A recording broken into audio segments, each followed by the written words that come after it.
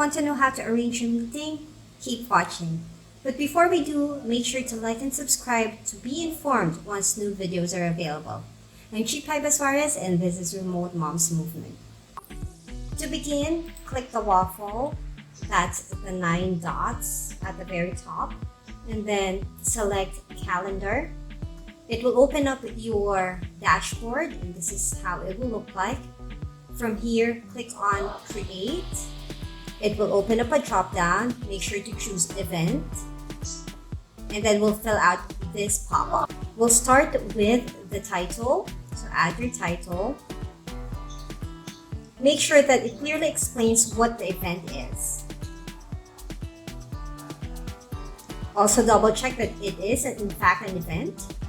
And then we'll set the date and the time. When you click this area, it will open up the calendar. Choose the date from here or add the date manually. For the time, when you click this, it will open up a drop-down.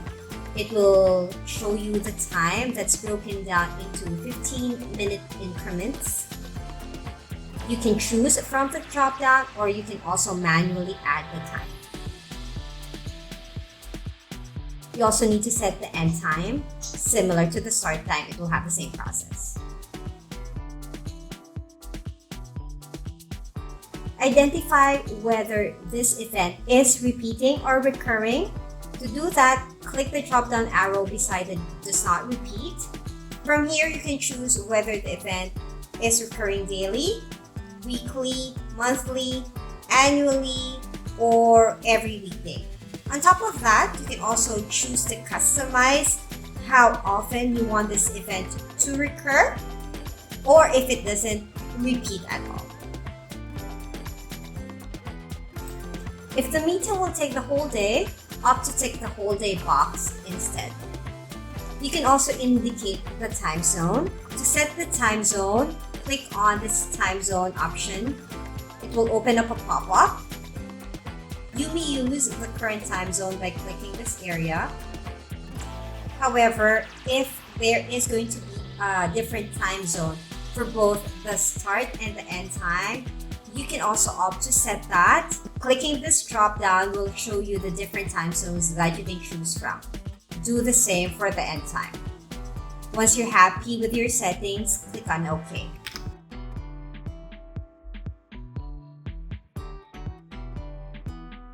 The next step is to add in your guests.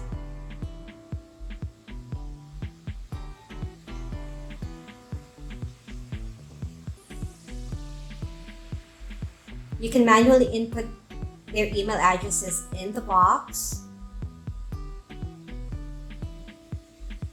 And then you can set their permissions. Whether they can modify the event, whether they can invite others, or whether they can see the guest list. Click on the Join with Google Meet.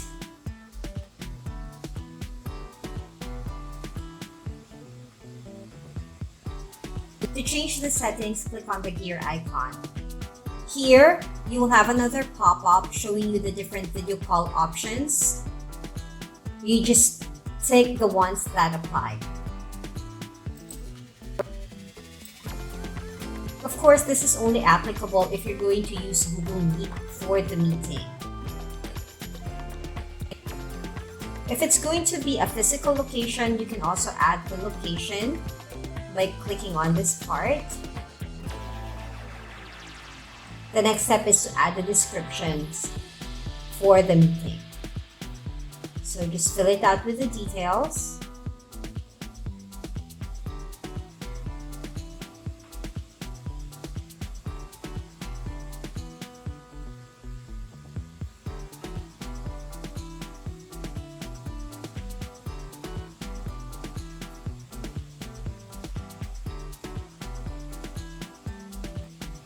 Add attachments if applicable.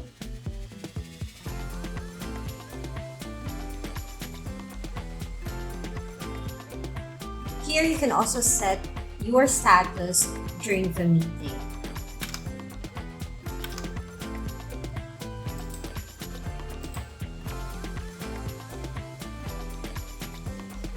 You can set the color, you can indicate whether you're going to be busy or free.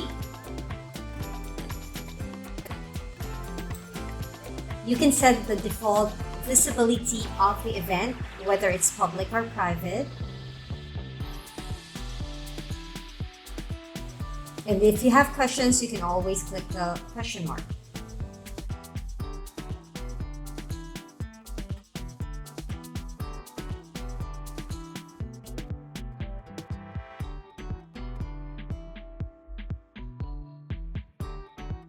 You can also set a specific alarm to remind you about the said event. You can choose from 5 minutes before, 10 minutes before, 15 minutes before, 30 minutes before, an hour, or a day before. If those are not within your preference, you can definitely customize. You can also add another notification aside from the previous one that you set. If you want to remove it, you can just click on the X mark to delete it. To tweak the event further, click on More Options. And it will open up a new window. Here, you can double check the set event to make sure that everything is all good.